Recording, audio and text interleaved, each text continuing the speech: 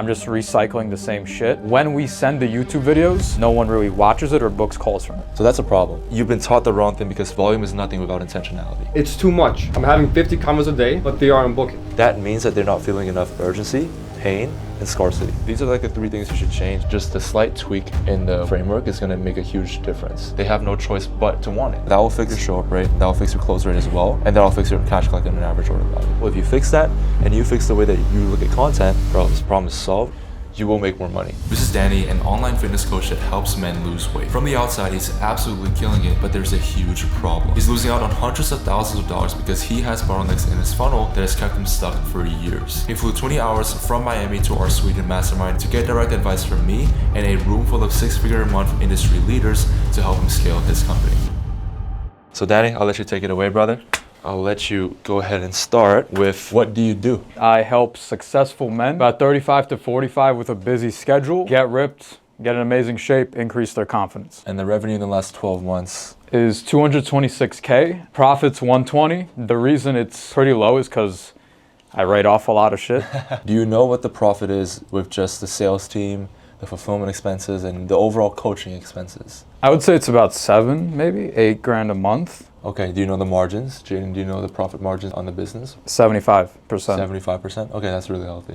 All right, cool. Let's keep it going. I've been running the offer for about 2.5 years now. Helped over 100 clients at this point. This is how I help them. This is the step-by-step process. So as soon as they pay, I have them sign a coaching agreement. They join the school community, book an onboarding call with me where we're gonna go over their entire plan. I give them access to my apps, video modules, complete tracking forms. With that information, I build out the plan to make sure they get results. Pricing and offer. The fitness coaching offer, currently it's 7K for 1 year, 4K for 6 months. However, after this mastermind, I'm thinking to make it 6K for 6 months so that I could ascend people and maybe have like 9, 10K for the year available as well. I think making the tweak of 6K for 6 months, man, the LTV would just go through the roof because now you're not just making 7K for 1 year, you're making 12K. I want you to implement what Dario mentioned as well, where as soon as they get a quick win, how can you straight away ascend them to the 1 year option and actually get them on, not a 12K offer, but I think you can get them on like a 10 to 11K. So give them then a $1,000 discount.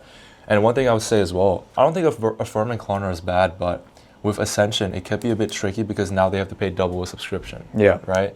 But if they've already paid the rest in full, it just makes it easier. You know what I mean? One thing that I would like to chime in is this is literally the same situation that we were in which you have 2 offers, but you kind of like position it with less support or like less months just to try and appeal to more people. So it's like 2 completely types of people, and because of that it gets tricky in the marketing, and it's also usually the type of people that also like require more support or are a little bit more of a pain in the ass because they want you to stay on top of them and all of that. Like that's just our experience. For example, with our offer, we literally had one that was like 3K to try and appeal to more people, and then one that was like way more expensive, our 13K one. The moment in which we just removed entirely a 3K, we just started making more money. The marketing was simpler because we were just talking to one type of person and we would make more money. Yeah, and our average order value went from 3K to 10K. Main thing is like you end up just talking to a completely different type of person. So like you're afraid that, okay, I'm going to close less, but usually not the case because you just shift who you're talking to. And so you usually tend to close pretty much the same, if not even more. My thought process behind this is just, it's a shorter time frame, so it's the same program. And also 4K for 6 months, that's considered probably top 5% in terms of the amount I'm charging in the industry I'm in. Like most people are charging 2 to 3K. That's why I'm doing the 4K, just for a lower barrier to entry. You know? That is also the other thing to me. I will get clear also in what time horizon they actually get the result, because it's like, do they need 6 months or do they need 1 year? You get what I mean? Like for us at least, it helped us a lot in just like, we know that to build a very solid personal brand, it takes about those 6 months.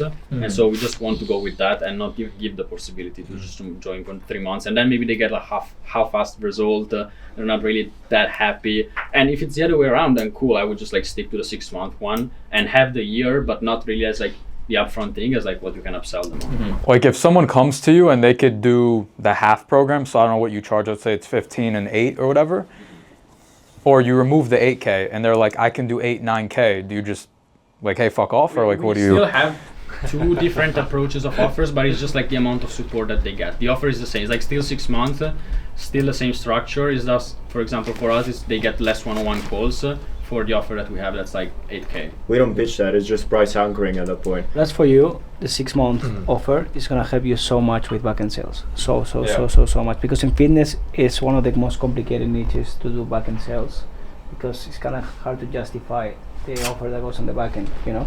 But if you have 6 months, it's gonna be easier for you then to send that people for a yearly offer and pay the difference, because you already they already have such a confidence with you. But if they already have a year contracted, in their mind they're gonna be, oh, why I will pay an upsell if I still have like 8-9 months with this guy, you know?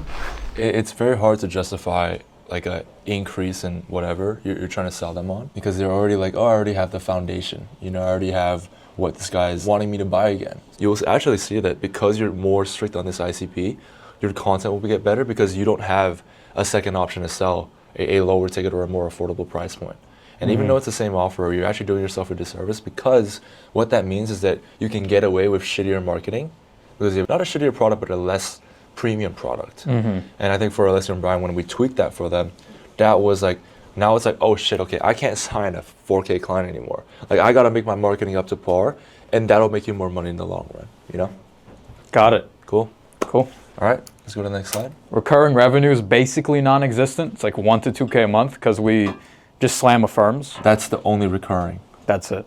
Okay. We start from 0 every month. The one thing that really made a difference for me was when I had a baseline of minimum 30K a month coming in, and I knew that that was inevitable. I was gonna make 30K a month. That allowed me to operate from a place of abundance. And you know, subconsciously, I think this is good, but I would actually argue that for the next 5-10 people that you hop on calls with, get them on a monthly. Instead of saying like, hey, it's gonna be $7,000, maybe you could just be like, hey, it's gonna be 1K a month for a 12-month time span, you know? And it's an easier sell, but the bigger thing on top of that is that you just operate from a place of like, I don't need to like chase you. And you really think with more clarity, right? Yeah. It is.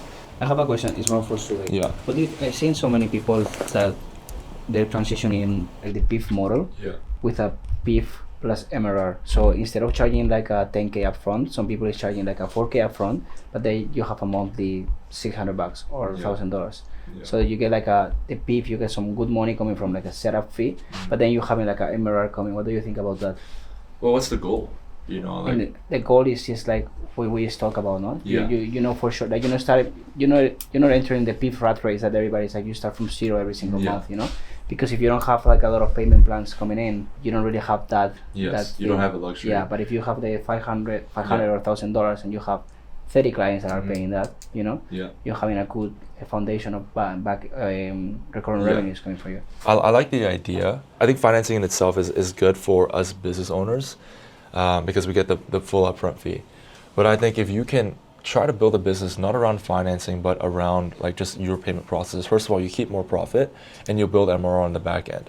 So I would lean more towards that model if I were you, at least for the first 5 to 10 guys, to get that initial base of MRR. The reason it's difficult for me to do that, like let's say it's a 8K offer, hey, let's do 4K up front, 1K. Yeah. Most of these guys that I sign are like kind of not ICP. Like they don't have that much money. And like I'll have guys, they tell me they're broke in the DMs, like, bro, I have a house mortgage, like I'm not sure if I could afford it. They hop on the call, they have like $400, I just affirm them. Right? And you know, it works for them. They pay $200 a month or whatever and they could afford it. But it's like, I get the 6K up front. But then there's a marketing problem, right? Then there's a marketing problem. And subconsciously, you're actually ignoring that marketing problem because there's a vehicle that's allowing you to keep on doing what you're doing. You know what I mean? So I think you're just taking that into account and realizing that, hey, even though it's not a problem right now, it will be a bigger problem. So I would lean more into making yourself more aware and actually actively solving that marketing problem because, Lucas, correct me if I'm wrong, but you get majority PIFs, right? It's the same offer. You know, technically it's the same offer, you guys are selling the same outcome, but it's just completely different ICP coming in. Yeah. So yes, it's working right now, but I'd argue that, hey, if you were more intentional and you kind of force your hand, you would make more money in the long run. You know? So more intentional with content. Just something to think about, all right? Awesome. How do I get them? Most clients come through organic content, Instagram. We sell everyone in the DMs. Like I have a YouTube channel, but I think I've gotten one sale ever from that. That is a problem right there. The fact that all of your, how long have you been posting on YouTube? Year, 2 years. Okay, so 2 years on YouTube, one sale, right? You're essentially just doing it for the sake of doing it, and that's the biggest problem that I see people make. It's like you're looking at content, and creating YouTube videos and creating all these different assets as a to-do list. Man, if you spent a full day preparing a YouTube video, you could use that YouTube video as an evergreen asset to sign dozens of clients every single month. And 2 years from now, that video could still sign you clients. I don't want you to look at content as a task and a chore. Because when you look at it like that, that's when you look like everybody else, and that's when you just do it to get it done. You guys have probably something to add on to that, because I'm sure your clients face a similar problem, right? Yeah. The thing is, a lot of people struggle with, they create content because they feel like they have to, because everyone else does it, but you know, you're not. Like, if you've been doing YouTube for 2 years and you got in one sale, something needs to change, man. Like, when's the last time you sat down and you were like, okay, let me analyze my last 10 YouTube videos. What am I doing? What is my competition doing differently that is allowing them to sign clients? Like, when is the last time that you took like a full day, as Sue was saying, to actually build a new strategy and analyze what needs to be changed? I think that I did that a month ago. I guess the problem with me is I have a lack of clarity with the YouTube, because like I could post value, how to lose fat, how to build muscle, do this, do that, eat this. But like I feel like I've given all of that, and at that point, I'm just recycling the same shit. And also from another perspective, when we send the YouTube videos through the DMs, they love it. But no one really watches it or books calls from it. So that's confusing. I think I know why that is. Please tell me. I think the problem is that we're sending basically one video that goes over a bunch of problems to all the people. So whatever they say, we send one general video. I think what will help us a lot and like change the game is analyzing the specific problems, the specific wording people use to say that problem in the DMs, on the closing calls. And when we analyze them, we can send them a specific video on that specific problem, which likelihood of them watching that goes up a lot, and then our actual conversion goes up as well, because they're being nurtured more, which means it's more efficient, and I think that's going to help us in that process as well. Yeah, and then another thing, like, you can only solve so many fitness problems, bro. There's someone 100 years ago that's solving the same problem as you do, right? So it's all about packaging at the end of the day as well. Like, how can you package what you're trying to solve rather than focus on, okay, what is it that this package consists of? Because that's going to be the same, you know, almost every single video, but that's not the point. And that's the same thing, like, if that was the only breakthrough, then you will get no fucking clients, because someone has solved that problem already. You see what I mean? So it's more about the packaging and not so much about the content itself. Yeah, I think. But the problem is that you're doing that. It's the same problem as me that Shuwei told me yesterday. Is that you're not creating any urgency of working with you. You know, so you're giving a lot of value. It works really good as a sales asset, but not as a conversion asset, because like you're not converting anybody from there. You know, so I think it's just, at least what I understand. Maybe you can correct me if I'm wrong, but it's tweaking a little bit how you communicate the value. It will be game changer for you, same as it's gonna be game changer for me, you know. And keep doing the thing. Like for us, we pinpoint the 10 biggest pain points for our clients, and we have one YouTube video solving each of the problems. So when we do the post-booking process, when the person book a call, in base of that bottleneck, we send them that specific video. So before the call, we already solved, or they got a lot of clarity in what they need to fix. You know, so that's working really good for us as well. I think it will really good for you. Okay, so make specific content for each problem. Yeah. But at least the most important ones. Don't do 20 problems, you know, but you're gonna see common patterns between your industry. Right. You know? And to Lucas, how would you package that? Because you said package it. I don't know how to do that. Like, what do you do exactly? You have to package it according to your ICP. So if it's like market research. Yeah, market research, and also if you solve this is how you should train. Like, how can you package that in a way where that is going to attract your ICP? So like my 3 hour a week fitness system. You see what I mean? Right. For busy men. But then the value is just it's the same as same shit. Else. Yes. Yeah. So you're just saying pre-frame it. Yeah. Okay. It's all about the packaging. Listen. What's the difference between a Gucci bag and a fucking H&M bag? Couldn't tell you. It's the packaging. Yeah. Right? It's the brand. It's all these things. It's a fucking bag, bro. You know? Right. See what I mean? Mm-hmm. It's the same shit. Well, one thing that he does really well that I gotta give him credit for, he goes a step beyond just like the actual value itself, and he breaks down the science behind it. You know, so he has the whole perspective of like, oh, fitness is a science. It boils down to a science, and you can use fitness when you understand it the right way to achieve your goals easier. So that's the perception that he creates. And us entrepreneurs, us busy guys, man, of course we want to go to a guy like Lucas because he makes it like you fundamentally break it down to where it's like it's not actually chance, it's not hard work, it's to a science, you know. And I think if you lean more into whatever angle that people choose you for, whether it's the mindset and showing more of that and being like, hey, I will literally call you in the middle of the night and make sure that you hit your macros and stuff. If you even mention that or show how you talk to your clients, man, that would crush. Like if you go to the next slide, real quick. So you're posting content as much as you can. Like I don't think more of this would actually help, but being more intentional will help. So I would show specific instances potentially of you working with a client. You know, what does that look like? How do you hold a client accountable? When I do one-on-one client breakdowns, and every person that I've told to do a one-on-one client breakdown, it's absolutely ripped for them because people like your style of coaching. So your style maybe is different from Lucas's in that his is more systemized or more science-based. Yours is more mindset focused. It's more accountability. You know what I mean? And you can lean into that. You don't need to kind of like contort you to fit this brand or this persona that you want to give off. Find out why people choose you and lean into that. You know what I mean? And show more of that when it comes to your clients and all that. Exactly, I agree with Sue there because one of the things you said yesterday is like, why do people choose you? It's because the way you talk, because you're calling them out. Like they're coming for you most likely for accountability. In my case, it's like entrepreneurs come to me to solve complex health problems, and because I'm opening up a way of approaching fitness and performance that they're not aware of, and it feels like, aha, this is what's missing for me because I've tried the old school way. Like that's the feedback I have. For you, I would position it in a way where, you know, purely accountability based. Like I can give you all the fucking shit, but at the end of the day, you know, what you need is me screaming at you every single day, you know, because that's clearly the feedback that you're getting as well. So position yourself as, I'm the accountability, like I'm gonna be on fucking top of you. Like this is what you should be doing. You already know what you should be doing, why aren't you? You know? That's the thing, and lean into that. It's like you already know what you should be doing to not be fat, but you're still fucking fat. You know what I mean? Yeah. Yeah. I guess that's the mechanism, and I agree, I could lean into that, and I've done that. I don't think I have a clear outcome. Like your clear outcome, like fitness gives you a million things. Like, okay, you're more confident, you look better, you feel better, you have more energy, this and that. But for you specifically, your outcome isn't the physique, it's the energy and getting rid of the brain fog. Yeah. So I don't have a clear outcome. Confidence. You said it yourself. Get ripped, get in amazing shape, increase their confidence. I have to pick one because I do all of them. I don't think you do. I don't think you do have to pick one. You let them choose which one they think. Like, I've never promised an outcome, I'll make you 100K a month.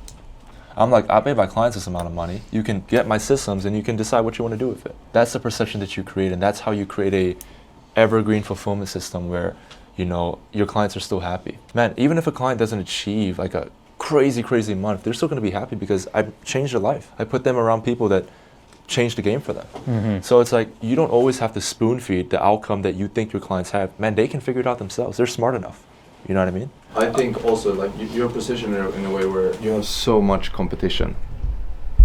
You don't stand out. How can you, instead of like I help guys get shredded or whatever, I help guys get into shape, like how I help, I don't know, busy guys get more confident. Like that's, I don't know, I'm not the offer king here, but like that's how I would separate myself from all the other fitness guys, right? Because right now you're doing what everyone else is doing. And if you said it yourself as well, looking at me, like I'm taking a approach that no one else is taking, right? Of course there's some, right? But there's no one that you guys are aware of that does what I'm doing, right? Mm-hmm. I can name probably fucking 50 fitness coaches that helps guys with a training plan and nutrition plan, right? So how can you lean into a specific pinpoint and do that specific thing, because that's also what's gonna separate you from all the other fitness coaches, you know? So yeah, a big thing I get in my type form when the clients join is they want to reach their full potential.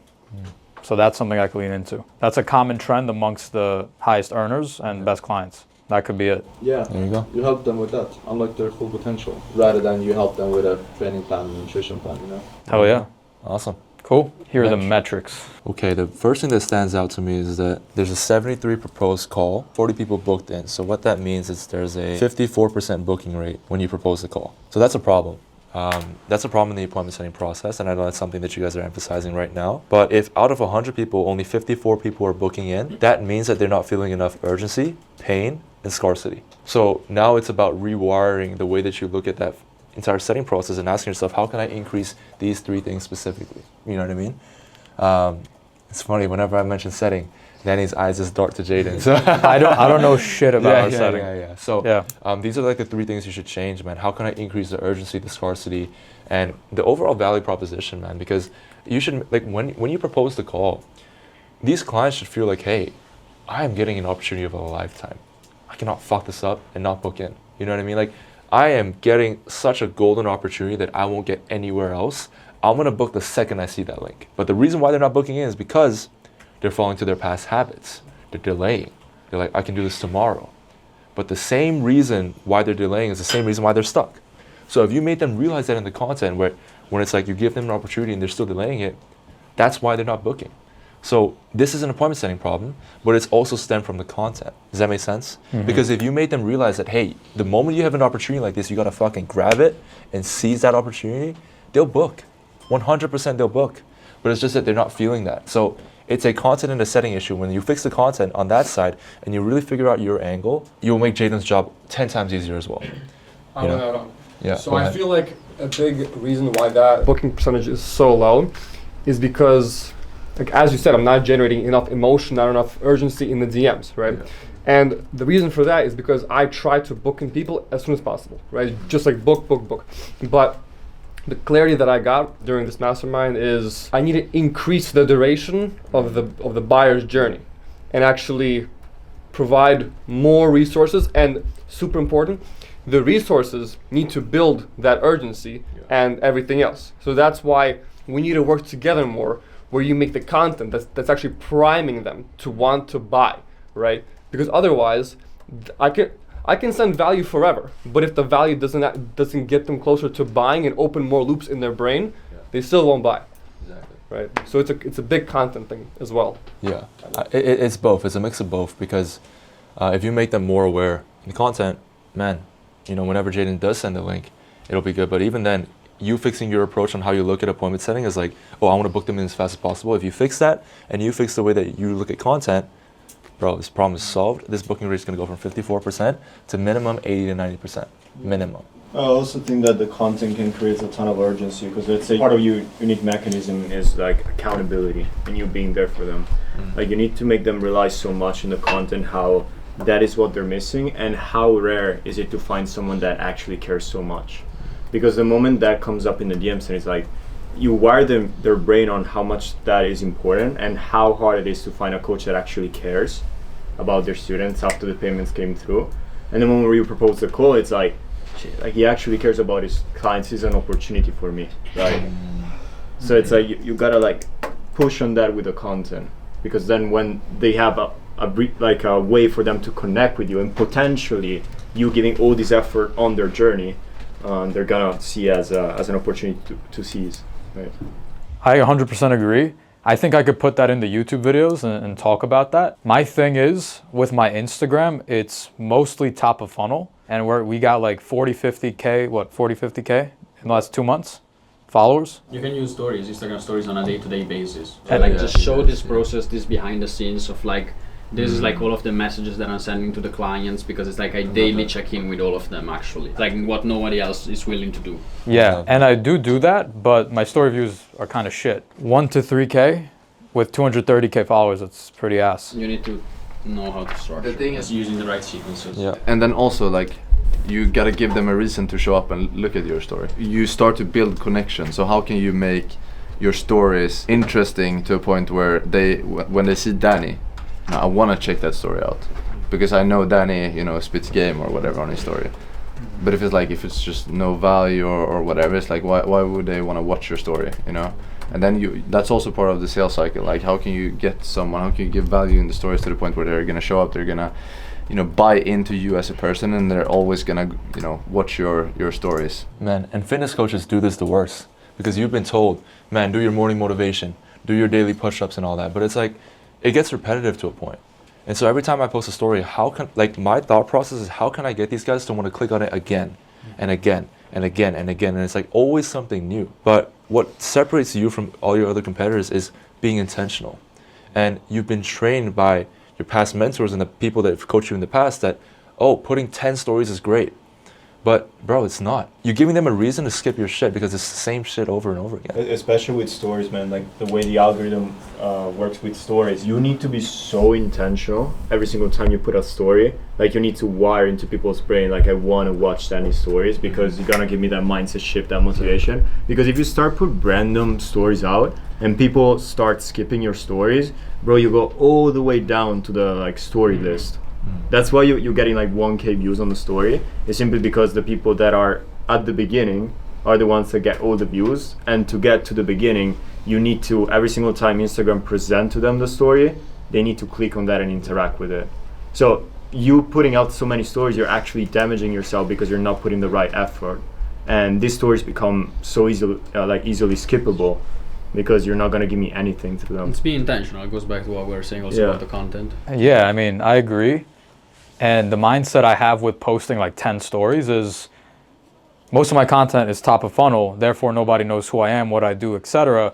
So I post like 10 stories and it's all middle funnel. What I do, clients, I'm in Sweden, so they like know what's happening, things like this to nurture them. And now my new strategy is I'm posting from the story to the feed to nurture the grid.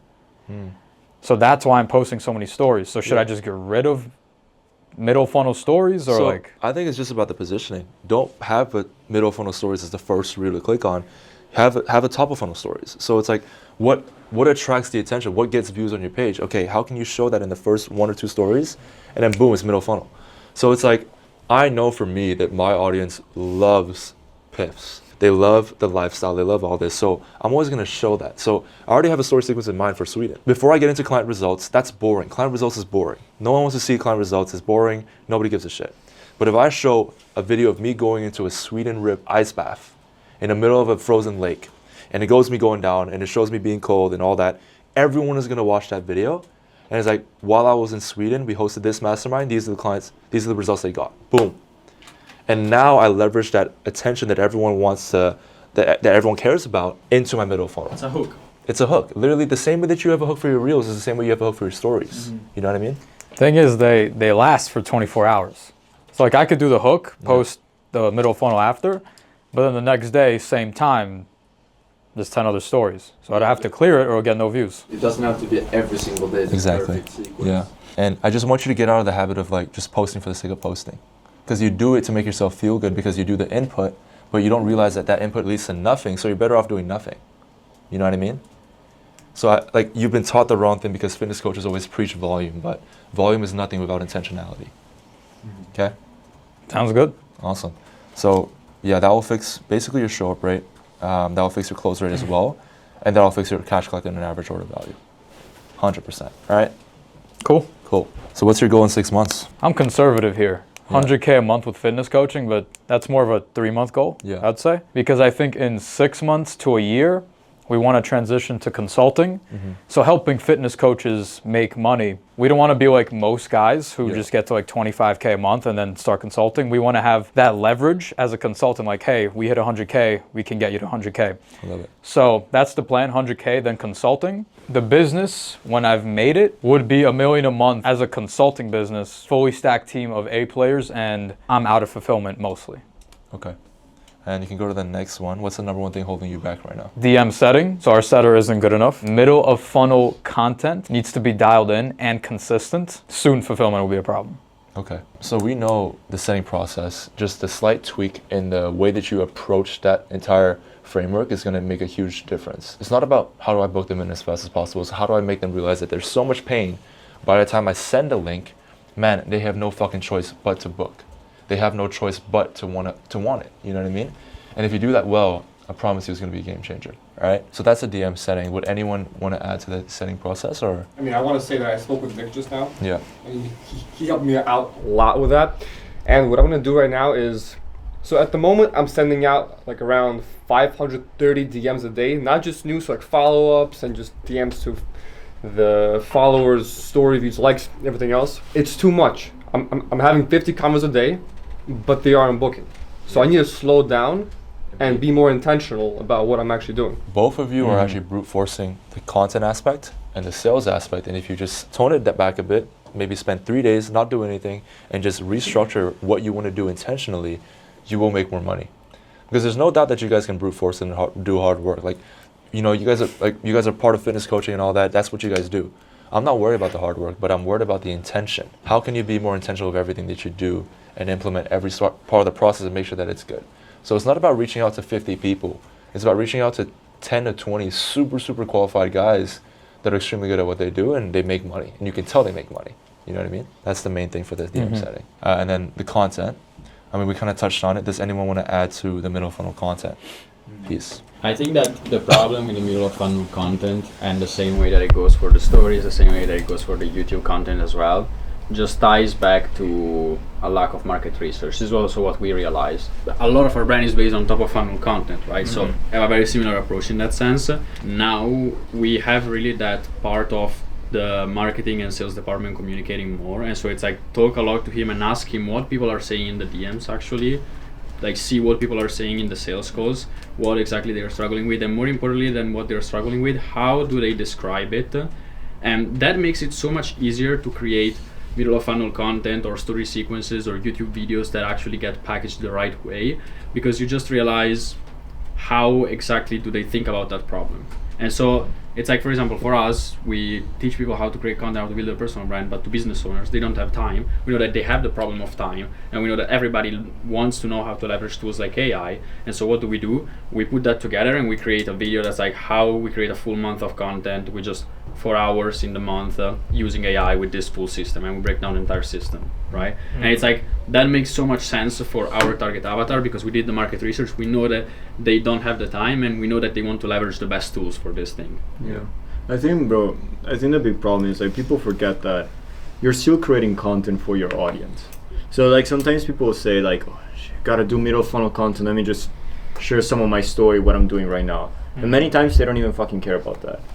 Like middle funnel content is you're supposed to go much more in depth in things that will either connect it to you or your systems, but it still gotta start from market research. Like don't see middle funnel content, I'm like, oh, just gotta, you know, talk a little bit more about myself, what I do. What do actually people want to see?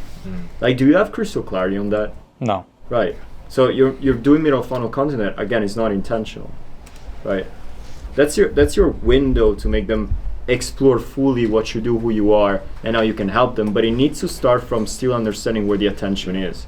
Like, what do they want to know more about, Danny? Yeah, what do they want to know more about your system? Like the difference that how we see it is, top of funnel might appeal to a lot more people. Middle of funnel appeals a lot more to our ICP. So for example, for us, talking about content, a top of funnel might be, you know, how to write a viral hook, and that appeals to everybody that wants to get a viral video. Middle of a funnel might be how to make sure that your content attracts qualified people and not broke leads. It's still like a burning pain point, and every single business owner wants to know that.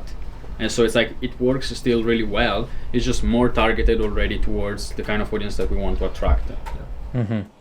Yeah, like I can make content, how to get in shape 3 hours a week as middle funnel.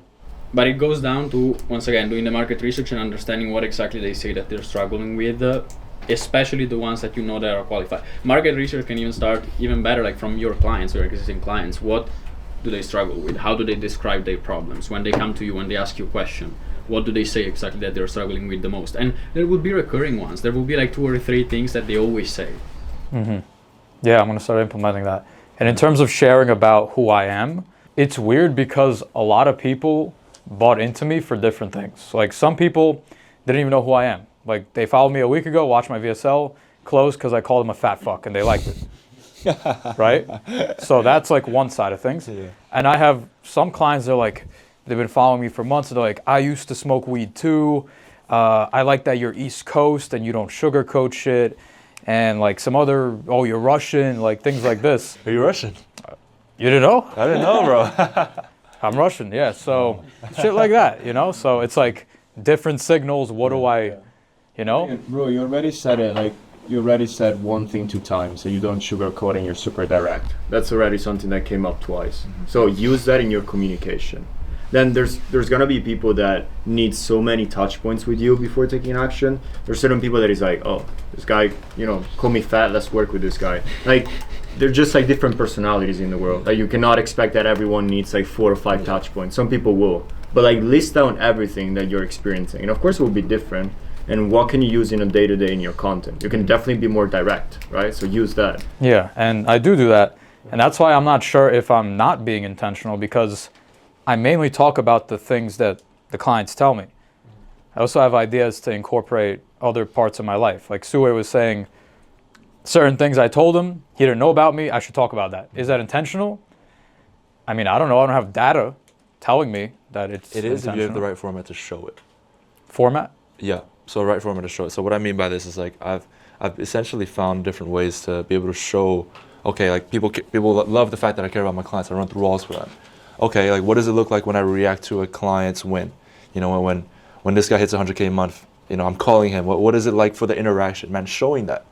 So it's like you can talk about how much you care about a client, but the format isn't there. The format fundamentally exists to show that idea better.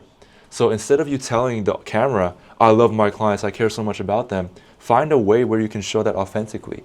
Whether that's through recording a video of you and him together, you flying out with him for a day, or you just calling him on FaceTime and you recording that conversation. You see what I mean? Yeah, that's sure. intentionality. You Right? can make it entertaining, man. Imagine like my mind just thinking right now, but it's like, let's say they have to go through an accountability form every day, whatever, where they have to wait. And it's like, all right, man, I'm done. I waited until midnight. This guy's still haven't like put in the form. I'm gonna fucking call this guy, man. And it's like, Oh, that's good. You know, That's really you good. can make Yeah. it funny, and it's Yeah. like, bro, who the fuck calls their clients at 1 a.m. because they didn't put that? That's fucking That's unique. so good, bro. Uh-huh. That's so good. So like, Uh-huh. think entertaining, like be funny about it, but like that still sells yourself. Yeah, it still communicates that aspect. Yeah. Interesting. Yeah, I'm definitely gonna look It's more into about that. like you know what you stand for and you know what's your unique angle, and then you find the right way of packaging it. Like middle of funnel content doesn't have to be content that doesn't perform well. Yeah. You just have to find the right packaging to still make it entertaining, to still make it appeal to enough people so that it will get shown. Yeah. That's another skill I need to learn, how to package middle funnel. Let's work on it. Let's do it. Let's do it. Awesome. You have the blueprint. You have the game plan. Next time we meet, 200K a month, Danny and Jaden. All right. Let's get it. Awesome. Good job, guys. We were doing like 20 to 30K a month, but it was kind of inconsistent and very volatile. We would dip to like 12, and then our lowest point, we were at 8K. It's like, what the fuck is this? Like, it's not working. I've honestly paid like probably 100 grand in mentorship. The last 2 or 3 people I bought from was just very disappointing. In my mind, there was really no other option. It was like, continue and do 8 to 15, 20K, whatever we're doing, bouncing up and down, or do something different. When we blew past 30, 40, and we hit the 4 weeks, 56K, I was like, holy fuck. I looked at my business partner, I was like, Jaden, holy shit. With you, we learned how to actually run a business. You gave us clear responsibilities, and then it skyrockets. It's crazy that no one else teaches that. Yeah, literally. It was like the missing piece we needed. We moved from a studio, me and my brother, to a 2-bedroom high-rise 44th floor. We see all of fucking Miami, Yeah. and it's sick. Yeah. So I gotta thank you for that.